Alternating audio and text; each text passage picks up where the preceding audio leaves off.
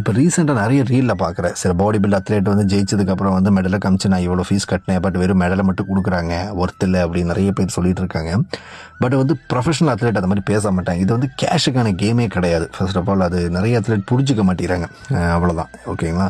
Actually என்னென்னா, நீங்கள் ஒரு எந்த ஒரு ஈவெண்ட் பண்ணாலும் அத்லெட்டில் நீங்கள் எந்த ஒரு விஷயம் நீங்கள் பண்ணாலும் அது கேஷ் ப்ரைஸ் இருக்கானா கிடையாது. பட் பாடி பில்டிங் போது ரொம்ப காஸ்ட்லி அப்படிங்கிறனால தான் நமக்கு வந்து ஒரு கொஞ்சம் சப்போர்ட்டிவாக அசோசியேஷன் நமக்கு பண்ணி கொடுக்குறாங்க. நீங்கள் எந்த அசோசியேஷனாக இருந்தாலும் சரி, சில அசோசியேஷன் தவிர எல்லாருமே வந்து பார்த்தீங்கன்னா இந்த மாதிரி ஸ்டேஜ் செட் பண்ணி கொடுக்குறதே பெரிய விஷயங்க. ஏன்னா நம்ம பிளேயர் சைடில் யோசிக்கிறோம். நானும் சின்ன வயசில் அப்படி யோசித்தோம்னா, ஒரு மெச்சூர்ட் ஆனதுக்கப்புறம் திங்க் பண்ணி பாருங்களேன். ஒரு அசோசியேஷன் வந்து காம்படிஷன் நடத்தும் போது மண்டப சார்ஜ், ஜட்ஜஸ்க்கு சார்ஜு, பிளேயர்ஸ்க்கு வந்து ஃபுட்டு, தென் நிறைய எக்கச்சக்க ட்ராஃபீஸ்ன்னு எக்கச்சக்க ப்ராசஸ் இருக்குங்க.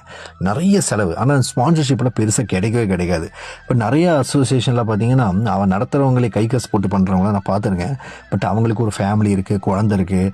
பட் கடனானாலும் சரின்னு சொல்லிட்டு அனௌன்ஸ் பண்ணிட்டோன்னு நல்லா பண்ணணும் அப்படின்னு அடுத்தடுத்த வருஷத்துக்கு நடத்திட்டு இருக்காங்க இல்லையா, அது ஒரு பெரிய விஷயம். பட் நிறைய அசோசியேஷனில் இருக்காங்க ஃபேக்காக நிறைய பெரிய இன்டர்ஃபீஸ் எல்லாம் கொடுத்து பண்ணுறவங்களும் இருக்காங்க. நான் எல்லாரையும் சொல்ல, பட் நிறைய நல்ல அசோசியேஷனும் இருக்குது, ஓகேங்களா.